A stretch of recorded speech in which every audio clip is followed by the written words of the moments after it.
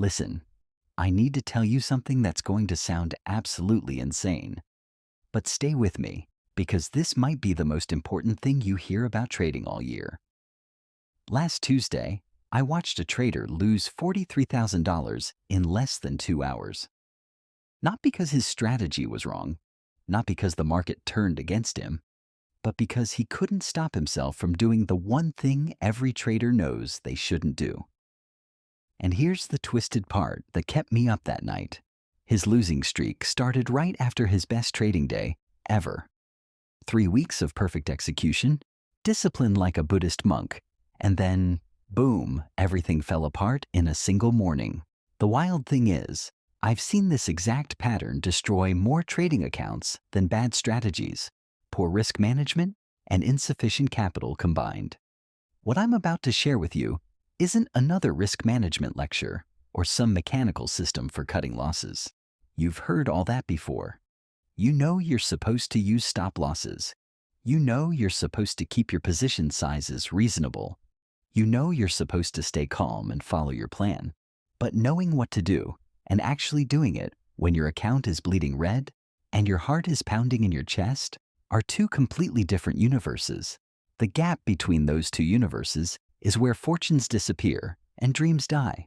And nobody really talks about what lives in that gap or how to cross it without losing everything. So here's what actually happened with that trader I mentioned.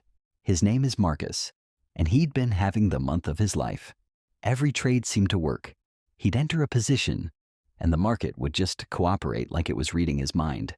He started increasing his position sizes, feeling invincible, like he'd finally cracked the code. Then came that Wednesday morning. He took a long position in a tech stock based on his usual setup. It moved against him slightly. No big deal, right? Except instead of taking the small loss according to his plan, something happened in his brain. He held on, convinced it would turn around because it always had been turning around lately. The loss got bigger. Still, he held. Then came the moment that separates professional traders from everyone else, except Marcus went the wrong way. He doubled down. He added to his losing position because now it was an even better price. The math made sense, he told himself. If he liked it at 50, he should love it at 48. You can probably guess what happened next. The stock continued dropping, and now Marcus was in a full-blown crisis. His loss had ballooned to something that would take weeks of perfect trading to recover from. But here's where it gets really dark. Instead of closing the position and taking his lumps, Marcus did something I've seen destroy countless traders. He opened his laptop, found a completely different setup in a different market, and tried to make back his losses right then and there. Revenge trading, the great account killer. That second trade also went against him immediately, and now he was spiraling. By the end of that session, he'd wiped out not just that month's gains, but 3 months of steady profits, all gone in a morning. Now you might be thinking, Marcus is just undisciplined or emotional or not cut out for trading. But that's not the real story. Marcus is a smart guy. He has a degree in finance. He's read all the books. He knows his technical analysis inside and out. He's spent thousands of hours studying charts and backtesting strategies. The problem wasn't his knowledge or his strategy or even his discipline on a normal day. The problem was something deeper, something that happens in your brain that you're probably not even aware of. And until you understand this mechanism, you're vulnerable to the exact same destruction, no matter how good your strategy is or how much discipline you think you have. The secret that nobody talks about is this. Drawdowns don't destroy traders. The psychological response to drawdowns destroys traders. Think about that distinction for a second. It's not the loss itself that kills your account. Markets go up and down. Losses are part of trading. Every profitable trader has losing trades. Every single one. The most successful hedge fund managers in the world have losing trades. What separates them from Marcus isn't that they avoid losses. It's what happens in their mind when those losses occur. It's the story they tell themselves in that moment. It's the meaning they assign to what's happening. And most importantly, it's their ability to not let their ego get involved in what should be a purely mechanical decision. Here's what really happens when you're in a drawdown. Your brain starts running a specific program that evolved over millions of years to keep you alive in dangerous situations. When your account starts losing money, your brain interprets this as a threat. Your amygdala, the ancient part of your brain responsible for survival, kicks into gear. It starts flooding your system with stress hormones. Your heart rate increases. Your breathing gets shallow. Your thinking becomes narrow and focused on the immediate threat. This is the fight or flight response, and it's an incredibly powerful biological mechanism. The problem is, it evolved to help you run from predators or fight off attackers. It did not evolve to help you make rational decisions about closing losing positions in financial markets. When you're in this state, your prefrontal cortex, the part of your brain responsible for rational thinking and long-term planning, basically goes offline.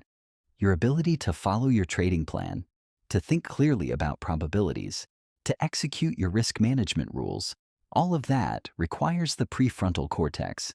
But when you're stressed and scared because your account is down, you literally don't have full access to that part of your brain. You're operating on instinct and emotion. And your instincts, which are brilliant for surviving in the wilderness, are absolutely terrible for trading financial markets. Your instincts tell you to avoid losses at all costs, to freeze when you're scared, to try to fight your way out of danger. None of these responses help you in trading. In fact, they're exactly what causes traders like Marcus to hold losing positions too long, to revenge trade, to double down at the worst possible moments. But it gets even more complicated because there's another psychological mechanism at play that most traders don't understand. It's called loss aversion, and it's one of the most powerful cognitive biases in human psychology. Research shows that losses hurt about twice as much as gains feel good. Think about that. If you make $500 on a trade, you feel pretty good, right?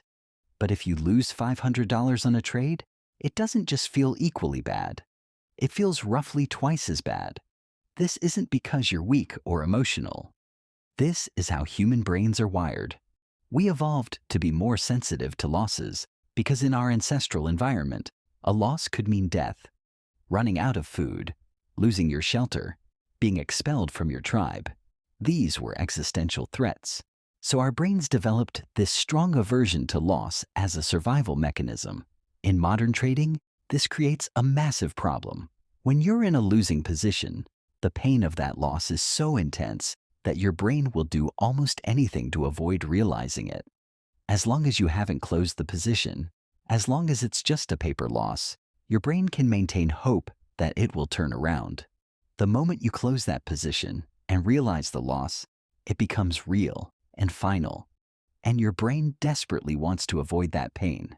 This is why traders hold losing positions far longer than they should. It's not stupidity or lack of discipline. It's your brain trying to protect you from psychological pain. The irony is that by trying to avoid the pain of a small loss, you often end up experiencing the much greater pain of a devastating loss.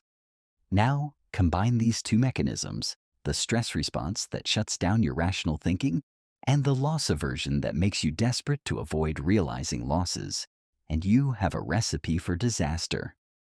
This is what happened to Marcus. Once he was in that losing position, his brain was screaming at him not to close it. The stress hormones were flowing, narrowing his thinking, making it impossible to see the bigger picture. All he could focus on was the immediate pain of the loss and his desperate hope that it would reverse. When he doubled down, he wasn't being rational. He was being driven by these powerful psychological forces that he didn't even know were controlling him. So, what's the hidden secret to escaping drawdowns? It's not about having more discipline or being less emotional.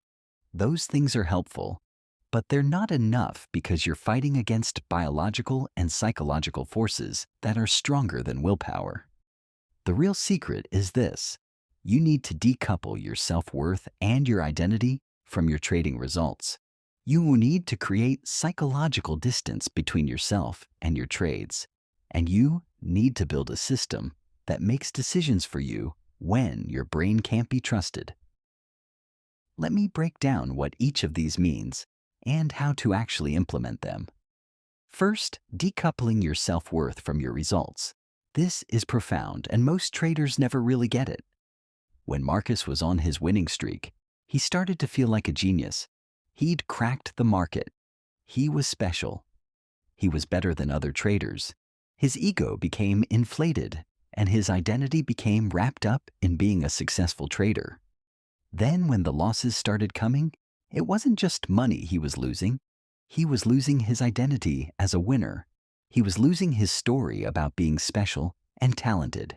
His ego couldn't handle being wrong.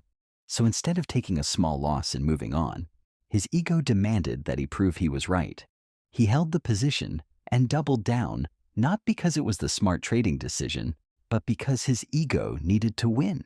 His identity was on the line, and that's when traders make their worst decisions. The solution is to see yourself not as a winner or loser, but as an executor of a process. You're not a genius when you win, and you're not an idiot when you lose. You're simply someone who follows a method that has an edge over many repeated trials.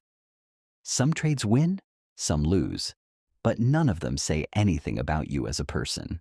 This might sound simple or obvious, but truly internalizing this perspective is transformative. It means when you have a losing trade, you don't take it personally. You don't feel shame or embarrassment. You don't feel the need to prove anything or get revenge on the market. You just execute the next trade in your system with the same level of commitment and presence. Your self-worth remains stable, regardless of whether your last trade was a winner or loser. How do you actually develop this mindset? It starts with changing the questions you ask yourself. Instead of asking, "Did I make money today?" Ask, "Did I follow my process today?" Instead of evaluating yourself based on P&L, evaluate yourself based on execution quality. Keep a trading journal where you rate each trade not on whether it made money, but on whether you followed your rules, whether you executed with discipline, whether you managed your emotions effectively. Over time, this shifts your identity from someone who needs to be right to someone who executes a process. And that shift changes everything about how you handle drawdowns. Second, creating psychological distance from your trades. This is about not being so emotionally invested in each individual trade outcome. One powerful way to do this is to think in terms of probabilities and large sample sizes, rather than individual outcomes. Professional poker players are brilliant at this. They know that any individual hand might go either way based on luck, but over thousands of hands, skill and probability win out. They don't get emotionally invested in winning a single hand. They focus on making the right decision based on the odds, knowing that sometimes they'll lose even when they played perfectly.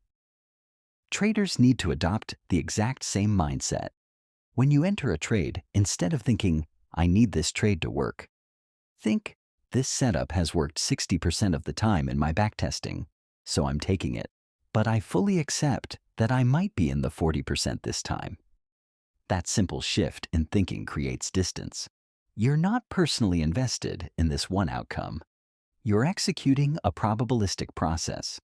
And when the trade goes against you, it's not a personal failure, or even particularly surprising. It's just variance playing out. Of course, some trades will be losers. You expected that from the beginning. Another way to create distance is to risk smaller amounts per trade. I know this sounds like basic risk management, and it is, but the psychological benefit is underrated. When you're only risking 0.5% or 1% of your account on a trade, it's much easier to stay emotionally detached. The loss, if it happens, just isn't that significant. It doesn't trigger the same stress response. Your brain doesn't interpret it as an existential threat. But when you're risking 5 or 10% per trade, every trade becomes emotionally loaded. Now your survival brain gets activated and you lose the ability to think clearly.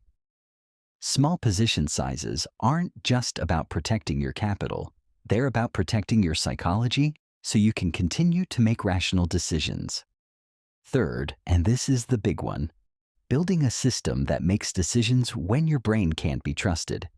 This is where most traders fail because they rely on willpower and discipline in the moment.